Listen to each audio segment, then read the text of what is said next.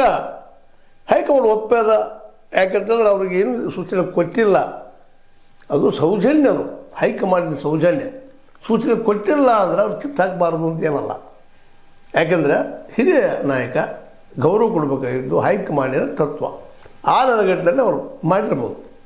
ಅದನ್ನು ಮಿಸ್ಯೂಸ್ ಮಾಡಿಕೊಂಡಂಥ ನಮ್ಮ ಯತೀಂದ್ರರು ಇವತ್ತಿನ ಎಲ್ಲ ಗೊಂದಲಗಳಿಗೆ ಕಾರಣಕರ್ತರು.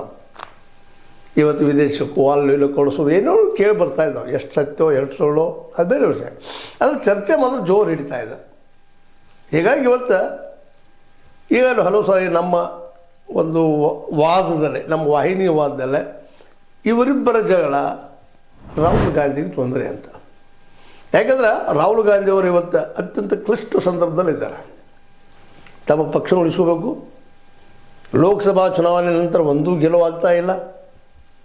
ಬಿ ಜೆ ಪಿಗರು ಏನೋ ಇರಲಿ, ಇವರು ವಾದ ಮಾಡ್ತಾರೆ, ಇಲ್ಲ SIR ಉಪಯೋಗ ಮಾಡಿಕೊಂಡು ಗೆಲ್ತಾ ಇದ್ದಾರೆ, ಮತ್ತೇನು ಮಾಡ್ತಾ ಇದ್ದಾರೆ. ಹೌದು, ಅಧಿಕಾರದವ್ರು ಮಾಡೇ ಮಾಡ್ತಾರೆ. ಯುದ್ಧ ಇದೊಂದು ಚುನಾವಣೆ ಅನ್ನೋದು ಇವತ್ತು ಯುದ್ಧ ಆಗ್ಯದ. ಯುದ್ಧದಲ್ಲಿ ಎಲ್ಲನೂ ಕ್ಷಮ್ಯನ. ಎಲ್ಲಿವರೆಗೆ ಮತದಾರ ಎಚ್ಚರ ಆಗೋದಿಲ್ಲವೋ, ತಮಗೆ ಮೋಸ ಆಗ್ತಾ ಇದೆ ಕನ್ಫರ್ಮೇಷನ್ ಮಾಡಿಕೊಳ್ಳೋದಿಲ್ಲವೋ ಅಲ್ಲಿವರೆಗೆ ನಿರಂತರ ನಡೆಯುವಂಥದ್ದು ಇದು. ಮತದಾರ ಜಾಗೃತಿ ಆಗೋದು ಯಾವಾಗ ಅಂದರೆ ಎಲ್ಲರೂ ಶಿಕ್ಷಿತರಾದಾಗ, ಅದು ಹೈಯರ್ ಎಜುಕೇಷನ್ ಆದಾಗ ಮಾತ್ರ ಸಾಧ್ಯದ.